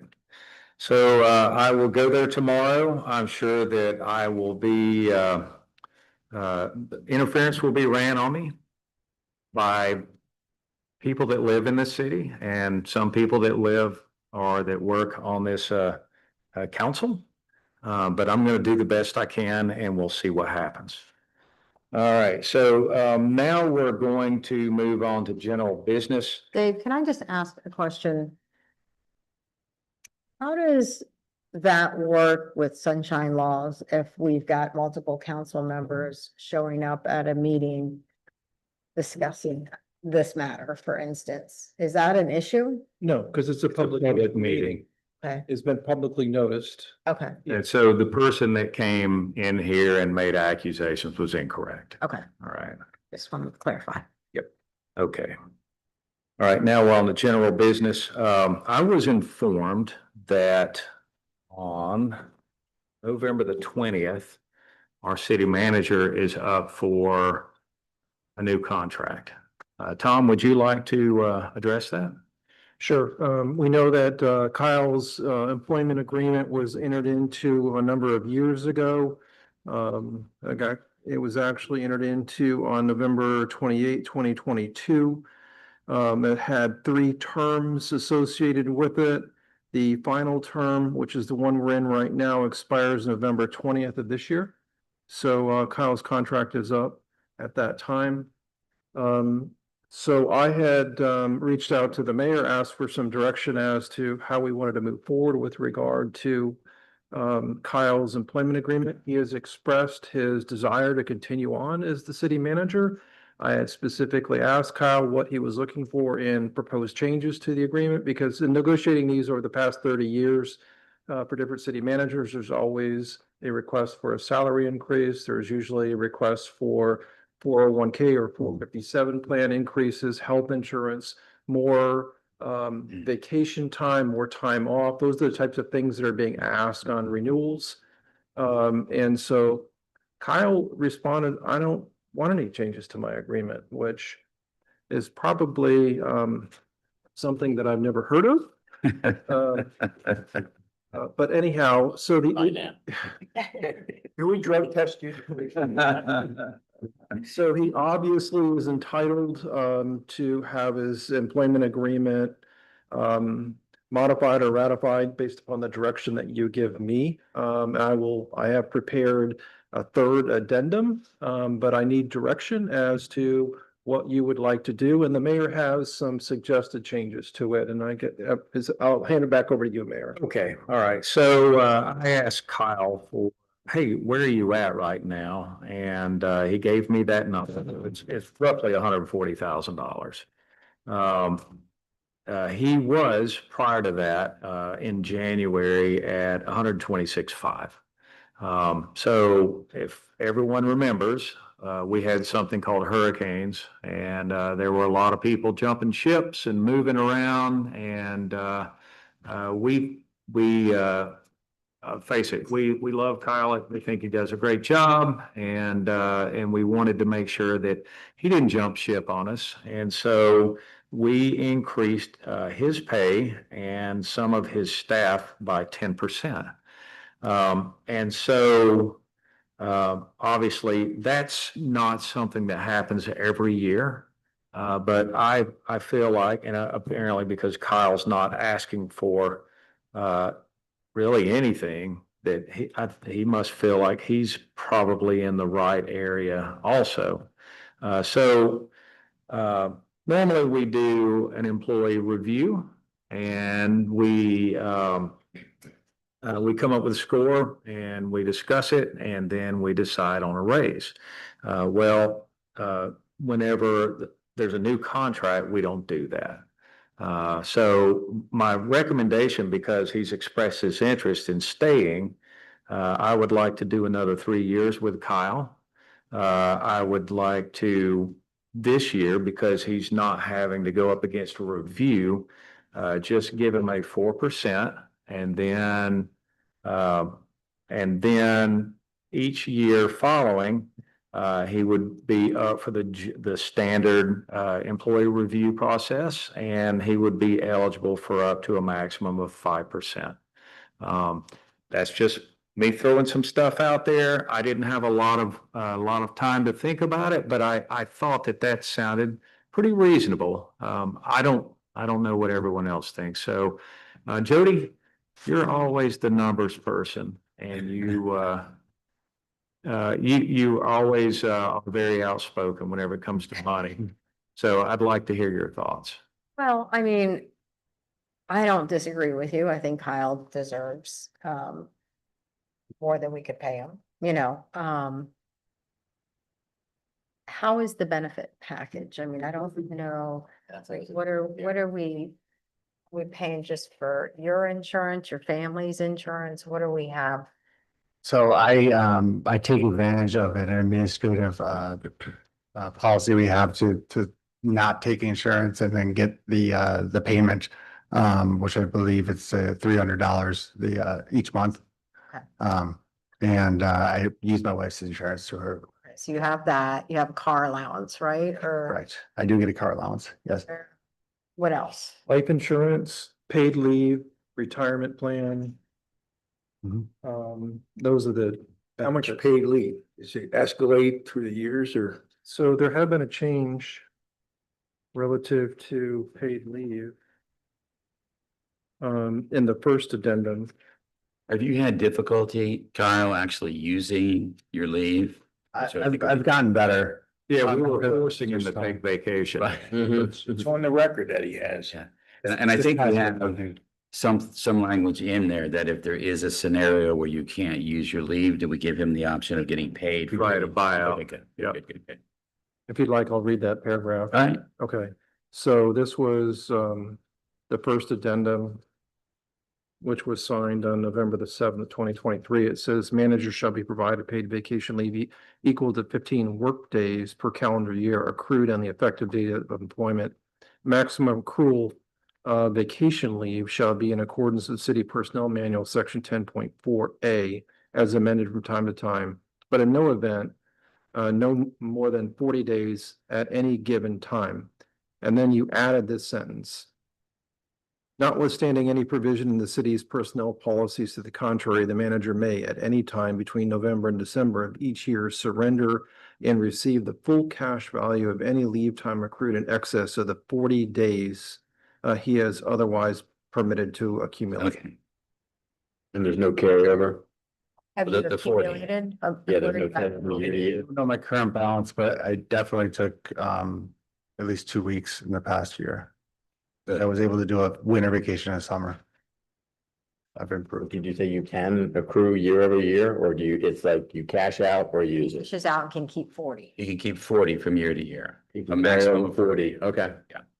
so a week, yeah. So I think, given that, I mean, I'm in support of what, you know, but you don't know what where you're at with your balance of.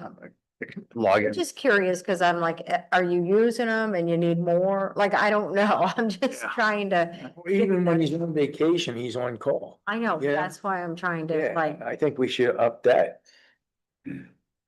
I called him every day when he was on vacation, you did that. just to say, just to Just to say. bother him. It's better than me today. I will say, when he's on vacation, he responds to my text about 5 minutes later than he normally does.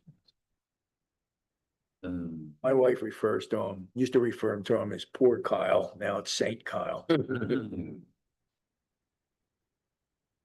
away from my verification code.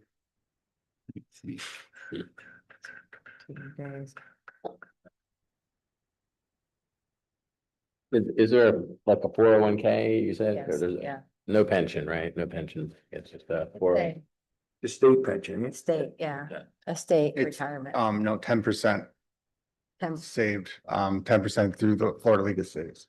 And we Florida retirement. 10%, correct? Yes. It's dollar for dollar, 10%, really? That's very, It's pretty good. yeah. It's very high. Are you? That's just for the Are you 401k, taking but advantage of that? You're not part of the Florida retirement system, right? The No, FRS? we're not Right. FRS, no. Okay, yeah. So what is the retirement system he's a part of? The Florida retirement The city's system is. Florida- based on My wife's been a teacher, so I'm very familiar with that one. Yeah, you got that. But what's he in then? Well, it's kind of like a, State worker or It's something? supposed maybe. story, you know. Same thing Dave did on the Sure, pay that will- and it's almost like uh, So vacation. he's getting 10%. Oh, but I thought you said there's a pension too, like an annuity, independent of, okay, so so this is, Contribution approach rather than defined benefit. okay, gotcha. Okay, did everyone hear that? No. Jody recommended adding 5 additional vacation days. Right. Yep. All right, would anyone else like to comment? 5%. You proposed 4%. It's 4 now, and then 5, up to 5, each additional year. So on his review cycle. I'd like to see him get 5 this year. It's a much rounder number. Well, most of the employees got 5%, right?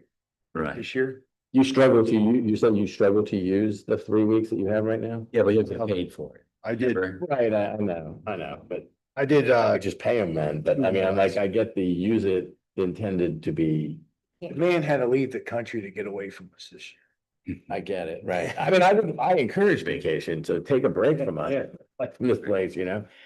All But, right, well, anyway. let's go around the room. 5 or 4, Judy? I'm good with the 4. I like 5. Weeks of vacation? No. Percent increase. Oh, 4, yeah, What'd you say? Anders? 4, 4, okay. that's what you said, right? And then there's 5. It's really 4 plus 10%. No. We're think we're it's voting on good. whether 4% or Good. 5%. What's that? First, But then contract renewal, and then he still gets December to once a year. no, he has to force it. Okay. He has to. Oh, he had a max up to 5, that's right, yes, But okay, the question right now is 4% now for the renewal or 5%. right. Okay, and Frank, we know that you're at 5. Who are we missing? We're missing. Councilman Harper. Oh, that's what it is. All right. I'm gonna stick with my 4 and that just 4 wins. So Kyle, are you okay with that? yes. I'm sorry, I couldn't look. I was trying to all get. Yeah, we made it sit there. Okay, so Tom, do you think that you'll be able to have this wrapped up by next Monday? Yes. Okay. Yeah, All right. absolutely. Okay, well, in that case, let me shake your hand and welcome for your. Thank you. Is it 4 more years? 3 more, yeah, actually, it's 4 years, okay. All Let me right. know, Kyle, if you can't buy your wife a nice Christmas gift this year, it's because the 4 versus the 5. Really nice at 5. Can you cash in the extra week this year? Yeah. You can cash in the extra week this year. All right.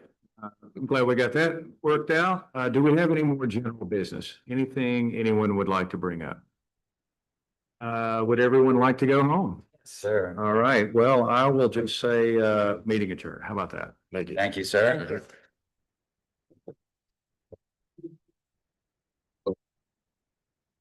Thank you, Tom. I appreciate it.